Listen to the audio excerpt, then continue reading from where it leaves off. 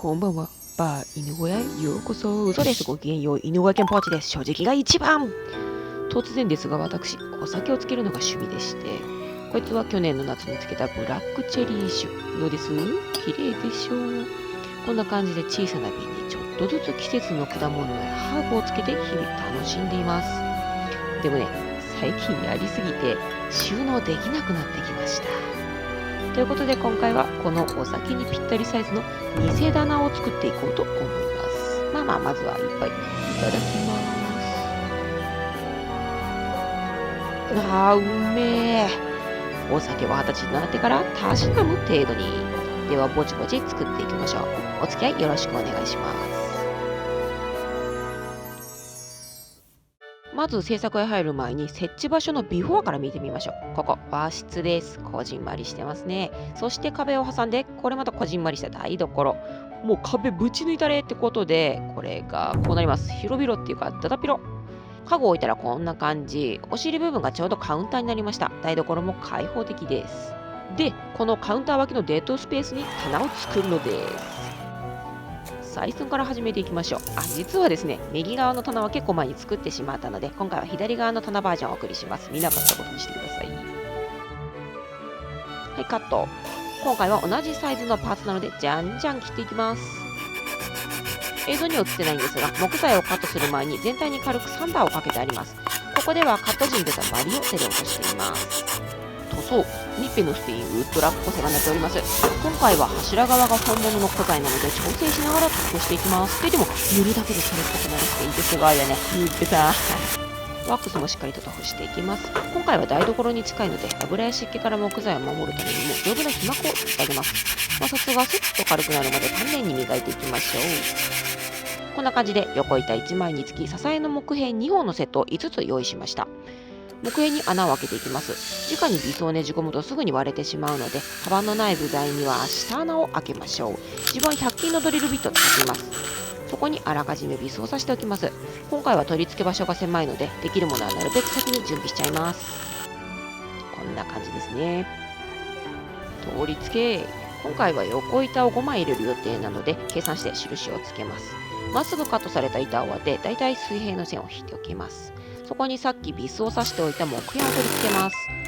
線を目安に水平器を見ながらもう片方を取り付けます。場所が狭いので物を落としたりしないよう丁寧に作業しましょうね。一旦横板を入れ、もう片方の木片の位置を決めます。ここで水平をきちんと出さないと後で物が転がったり倒れやすくなりますからね。あと見ていて気分が悪くなったりもします。怖ー。そして位置が決まったら早速打ち込みます。どうでしょう、こんなもんですかね。横板は建材用の両面テープで留めていきます。棚完成。ここまででもいいんですが、せっかくなので真鍮パイプの転び止めを作りたいと思います。位置を決めて穴を開けます。きれいにマスキングテープを貼っておけば一定の深さで開けられますよ。続けてカット。真鍮は柔らかいので鉄鋼用の手の甲で簡単に切れます。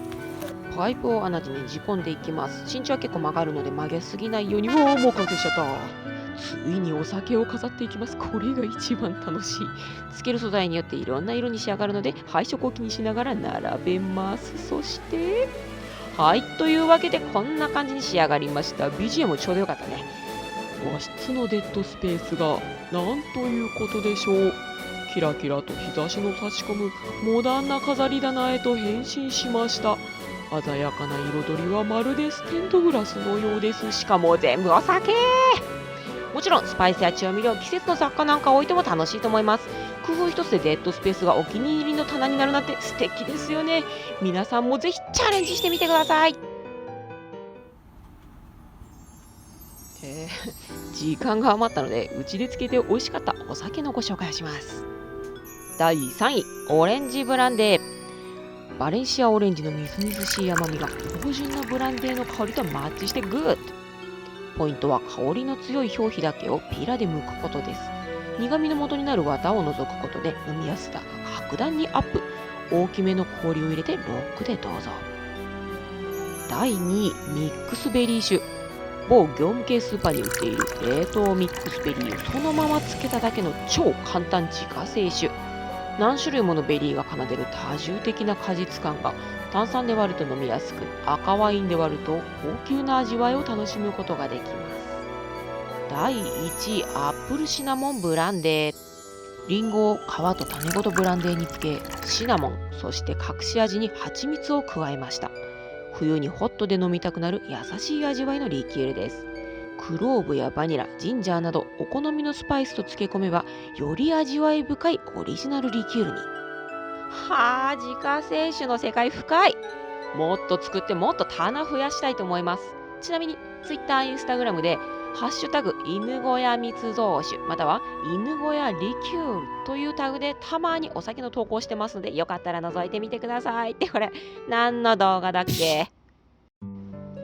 今回はあまりスチームパンク感の強くない制作を行いましたが、いかがでしたでしょうか？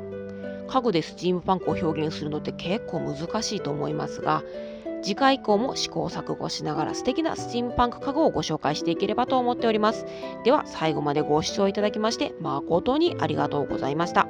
あなたに旅の幸運を。